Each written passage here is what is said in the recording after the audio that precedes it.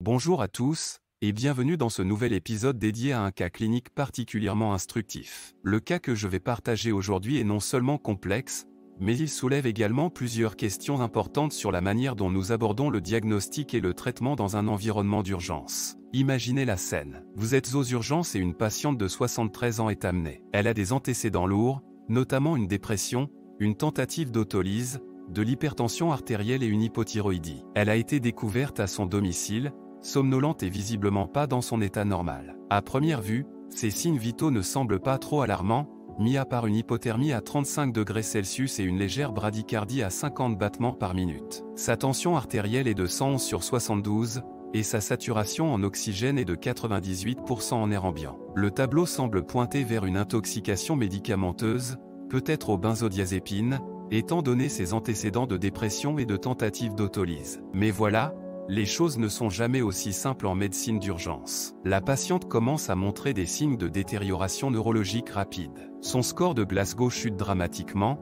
passant de 10 à 7 en très peu de temps. Maintenant, voici où les choses deviennent vraiment intéressantes, et j'aimerais vous poser quelques questions pour stimuler votre réflexion. Premièrement, quels examens complémentaires commanderiez-vous pour affiner votre diagnostic? Deuxièmement, quelles autres conditions médicales pourraient potentiellement expliquer cette détérioration rapide? Pensez au-delà de l'évidence. Et enfin, face à cette détérioration rapide, quelles seraient vos mesures d'urgence? Quel traitement initieriez-vous immédiatement? Je vous invite à réfléchir à ces questions, car votre expertise et votre expérience pourraient un jour faire toute la différence dans une situation très semblable à celle-ci. Nous reviendrons très prochainement avec les réponses et la résolution de ce cas clinique fascinant.